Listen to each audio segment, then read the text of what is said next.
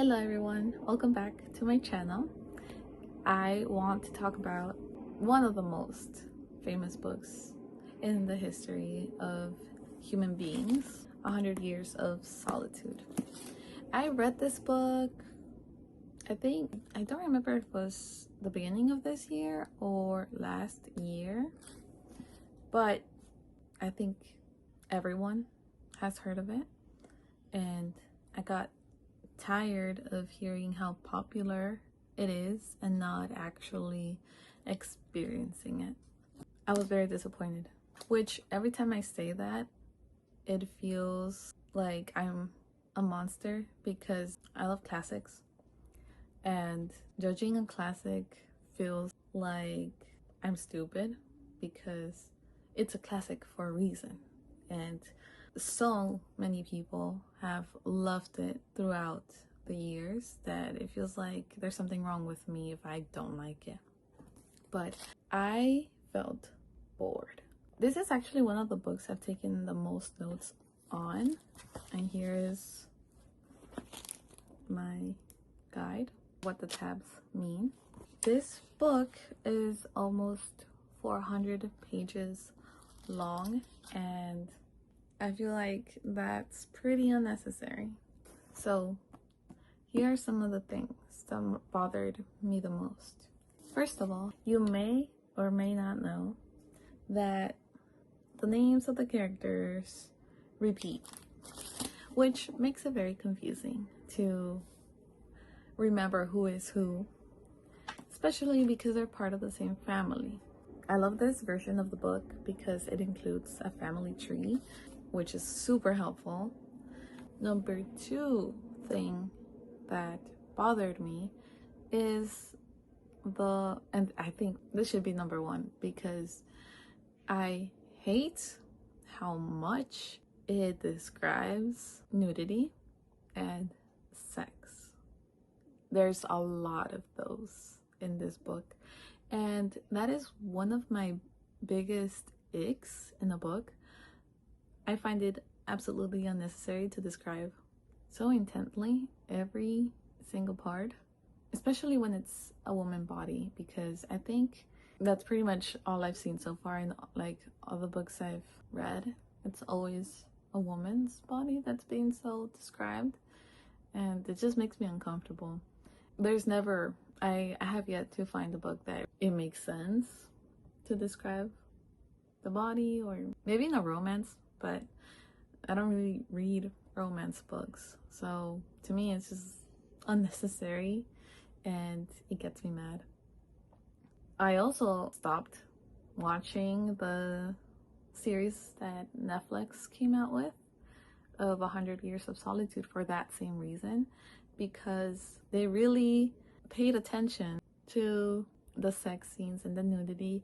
They kept that the same as the book, and it just makes me uncomfortable. Maybe I'm the problem, but have yet to find the beauty, the meaning in having sex scenes and nudity in a book or a movie, except in Substance. I think that one makes a lot of sense, but most of the time it's so pointless, honestly. So that was a big trigger of mine. And then 3, it's really long for how repetitive it is. Sometimes it just feels like, when am I gonna get, like, there were parts that I found really good, that I found entertaining, that I found meaningful, but a lot of the time it just felt like jargon. It felt unnecessarily repetitive, which again, it makes me feel like I'm missing something. But then I got to the end and my whole perspective changed. This ending blew my mind. I still remember the shock I felt and my expression of shock when I read the ending. The ending was such a masterpiece. It all starts with Jose Arcadio, who obsesses over the manuscripts in a language he does not know, but he obsesses with it, isolates himself in order to try to decipher these scripts. Unfortunately, he does not end up finding the meaning. We go through generations and generations until his great-great-great-great-grandchild, Aureliano, obsesses over the scripts again. And he's the one that deciphers the scripts. And the scripts describe his whole family history, every single detail of all of his family's life. And it even describes his end, which is the end of his whole lineage. And the reason why this is so astonishing is because remember how I complained about how repetitive and how useless some things seemed? The whole point of the book is to demonstrate that history repeats itself. And that made me love the book. It completely changed my heart. I would totally read this again just to understand things better. This book is Marcus's way of demonstrating that history repeats itself, that solitude and isolation kills, because all these characters isolated themselves in their obsessions and their desires, that it ended them. And politically, he wanted to say that this thing about history repeating itself also applies. And that's why learning history matters so much, because that's the only way that you could probably change and avoid tragedies from repeating themselves. I'm gonna read the part where he realizes that it was his destiny. Well, actually, I shouldn't. I don't think anyone would want to read the book if I did that, so never mind. After reading the ending, I felt like reading this book all over again.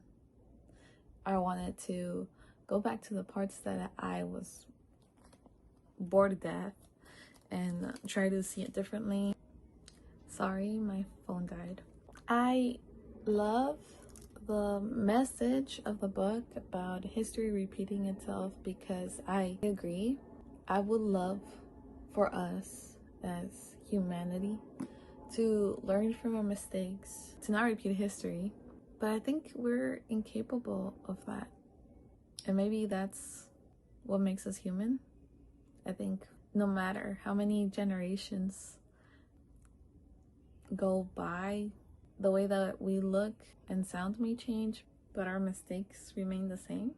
For example, I watched a movie recently, but it's an old movie, and they're criticizing this character for copying his college thesis. And I'm just wondering how that was possible at that time, where I felt like you had to actually go to a library and study everything. There was no other choice. There was no other way of doing that. And then I just didn't think it was possible back then, but apparently it is. It's just way easier now to cheat, and there's just so many things that we just haven't gotten better at. We're just different. So would I recommend this book? 100%. I do warn you that it's repetitive, but that's the whole point. And the only critique I'm left with is the unnecessary amount of nudity and sex that I will never understand. If someone can explain its importance, I know it varies from book to book, but I don't know in general why it would matter to add that. That would be great. I actually want to hear what other people say, because I don't think I've ever said that out loud. I hope to read this in a couple of years and see how my mind changes. If anyone has read a book again that they've scribbled on, can you give me advice? Like, do I buy another book, or do I just do it over the notes that I have here? Anyway, thank you for watching. Let me know what you think about this book.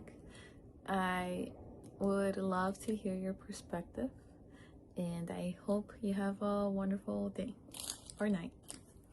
Take care. Tequilita. Bye, Tequilita. Bye. Oh.